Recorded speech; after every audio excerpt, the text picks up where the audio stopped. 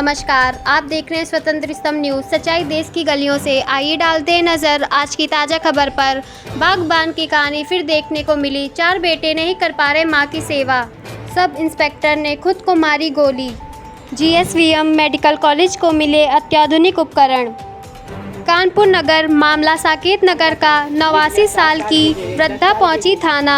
वृद्धा ने बताई पीड़ा, बड़े बेटे के लड़के ने मारा दादी को थप्पड़। 4 बेटे होते हुए रोटी के लिए परेशान, पोता है देता है धमकी वंश समाप्त करने की। पुलिस ने रिपोर्ट दर्ज कर पिता पुत्र पर की जांच शुरू। दूसरी खबर, trainee sub inspector Arun Yadav ने सर्विस रिवॉल्वर से खुद को मारी गोली। सुसाइड नोट पर लिखा था, माइग्रेन दर्द से था पीड़ित, बाराबंकी से शव पहुंचा कल्याणपुर। उनके घर परिवारजनों का रो रो के बुरा हाल। अगली खबर, जीएसवीएम मेडिकल कॉलेज की आरईसी लिमिटेड द्वारा 10 करोड़ के अत्याधुनिक उपकरण सौंपे गए। संवाददाता भगवान दीन की रिपोर्ट, स्वतंत्र स्तंभ न्यूज़।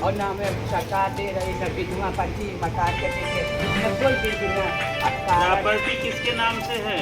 मारने वाली बात बता दो तो हमें पता है। प्रॉपर्टी किसके नाम से है? पहले पापा की रहती, हमारे नाम होगा, करा दी नहीं लोग। सब आपके नाम है? हाँ, बाप के नाम थी। नहीं, अब सब आपके नाम है ना? नहीं, हमारे बाप है, इनके बाप के नाम का। उनके बाद आपके नाम आ गई ना? आ गई, लेकिन पानी का मैं उस चेक से उन्हीं के नाम का था। अब प्रॉपर्टी आपके नाम आ गई है। हाँ। ठीक, तो जो आपकी सेवा न करे, जो आपकी सेवा न करे, जो आपकी देख रेख न करे, मत दीजिए। अब तो वसीयत कर दिया, ये भी पावर दे दिया, यही तो गलती कर दी है। तो हम कहते हैं कि अरे तब भी हमारी बच्चा उम्र कितनी है? अब सिर्फ 85 साल की है। 5-10 साल और 5-10 साल और है उम्र और। अब हमको जब से भैया ने मारा तब तक तो हमने सुना खाना रोटी के लिए वो लड़के को मारती है, हमारे लड़कियों को मारने तैयार होती है। माँ बहन और बहनें हमारी बेटियाँ आती हैं तो उनके तिमाड़ा बंद कर लेती, जाला बंद कर देती। उनको ट्राई किसी ने की है, इसी ने मुकदमा लगाया, हमने कुछ नहीं किया। हमने पूछा पुलिस के पास, हमने कहा अपनी बदनामी अपने आदमी की नहीं करेंगे, हमने जो कुछ किया वो सब ठीक है, हम नहीं करेंगे। हम तो राजी से अपने चारों लड़के जब हमारी बिटिया रो रही, हम 3 बिटियन के नहीं दिया।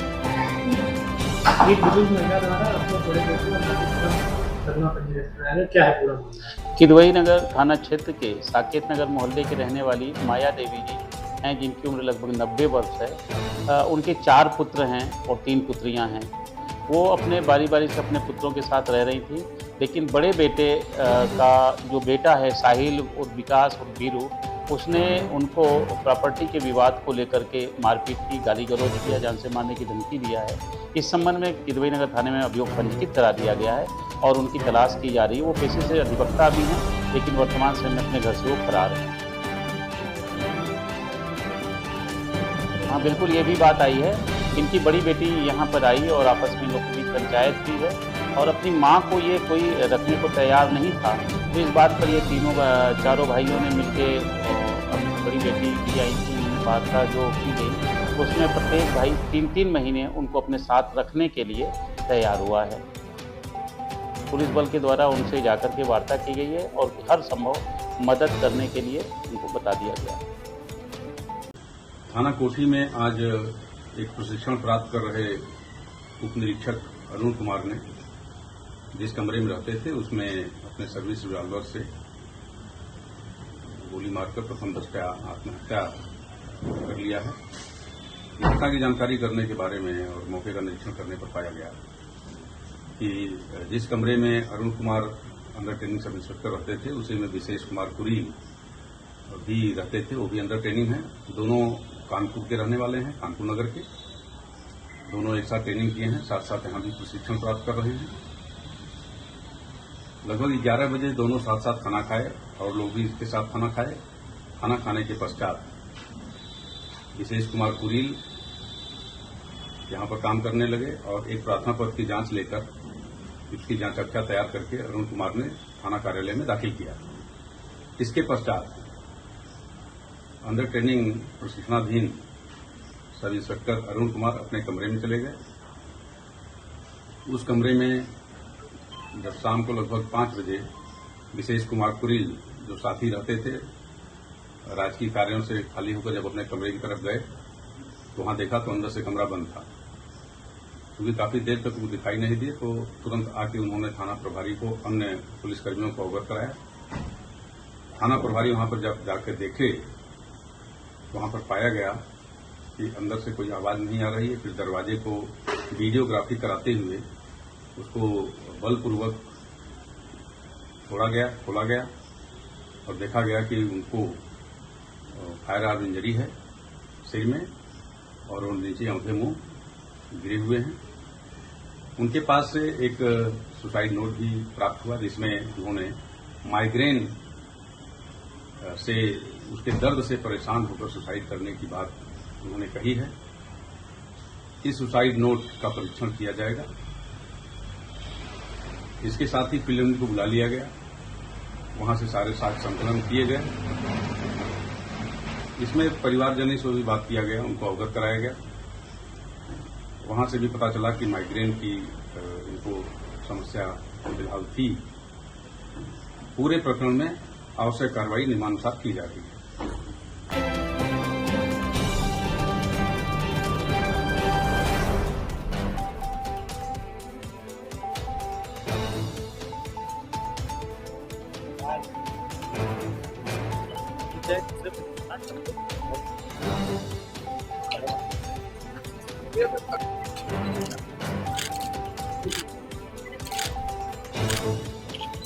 जरा और नीचे कर लो भाई। जो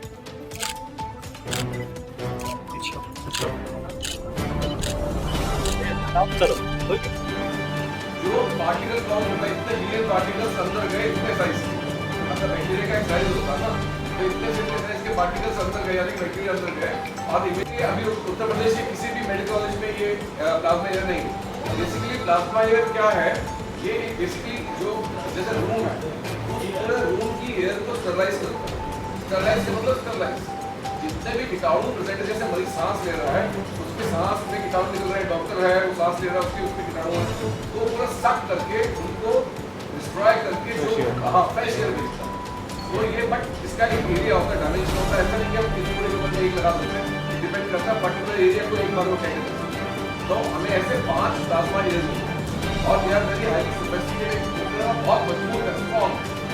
तो हमें बार-बार जो आईसीयू स्टरलाइजेशन करने के लिए मरीज को बाहर निकालना पड़ता है, सरप्राइज होगा। और इसलिए हम लोग को चुना कि भाई इसके लिए ये आरसी का एक कर सकते हैं कि हम लोग। नमस्कार, मैं डॉक्टर संजय गाला, प्रधानाचार्य GSVM मेडिकल कॉलेज कानपुर। आज हम लोगों ने एक गवर्नमेंट के प्रोग्रेटिव के तहत हम लोगों ने एक बहुत बड़ी चीज़ पे हस्ताक्षर किए हैं। हमने जो REC है उसके माध्यम से हमारे कॉलेज को 10 करोड़ रुपए के उपकरण मिले हैं, जो प्रदेश में अपने प्रकार के पहले और अनूठे उपकरण हैं। इनका उपयोग ICU और एडवांस सर्जरी में किया जाएगा, जिसमें 5 हमें रेडी रूम्स मिल रहे हैं, 5 प्लाज्मा एयर यानी कि जो ICU को डिकंटामिनेट करने के लिए हम लोग को जो मशीन होती है वो मिल रही है, और 3D 4K लैप्रोस्कोपिक सिस्टम मिल रहा है, जिससे हम एडवांस सर्जरी कर पाएंगे। ये करीब हमें 10 करोड़ रुपए दिए गए हैं REC के द्वारा, और इसमें पहले DM महोदय के द्वारा इसको सैंक्शन किया गया। उसके बाद में REC फाउंडेशन ने बिना देर किए कानपुर को प्रेफर किया। इसके लिए मैं REC को धन्यवाद देना चाहूंगा, उनके समस्त टीम को जो आज हमारे बगल में उपस्थित है, और जो REC फाउंडेशन है जो कि हमारे पूरे देश में तरह तरह के CSR की एक्टिविटीज कर रहे हैं। इससे कम से कम 18 जिले के जो लोग हैं उनको लाभ मिलेगा। नहीं, ये मशीन पहली बार किसी मेडिकल कॉलेज में आई। देखिए, ये ICU के पेशेंट, HDU के पेशेंट्स, उसके अलावा सर्जरीज है जो हाई एंड सर्जरीज है, जो सर्जरी एडवांस सर्जरीज है, उनके लिए बहुत बेनिफिशियल है। मुख्य महाप्रबंधक MCPM REC लखनऊ की तरफ से आज ये कानपुर मेडिकल कॉलेज के परियोजना के MOU के एग्जीक्यूशन में मेरा शामिल होना परम सौभाग्य की बात है। CSR की अवधारणा भारत के इतिहास में पहले भी रही है। हमारे राष्ट्रपिता महात्मा गांधी जी ने कहा था कि ट्रस्टीशिप के अंतर्गत सामाजिक एवं आर्थिक दर्शन का शामिल होना जरूरी है। ये सामाजिक आर्थिक दर्शन समय के देश के कालांतर में कॉर्पोरेट CSR के रूप में विकसित हुआ। आरईसी फाउंडेशन रजिस्ट्री एक्ट के अंतर्गत सितंबर 2009 में पंजीकृत हुई और आरईसी फाउंडेशन 2017 के रूप में फंक्शन करना स्टार्ट हुआ। आरईसी का योगदान भारतवर्ष में हेल्थ केयर, सैनिटेशन, स्वच्छ भारत अभियान की परियोजनाओं में हमने लगभग 1300 करोड़ रुपए स्वीकृत किया। उसके अंतर्गत हमने लगभग 1000 करोड़ रुपए अवमुक्त किए।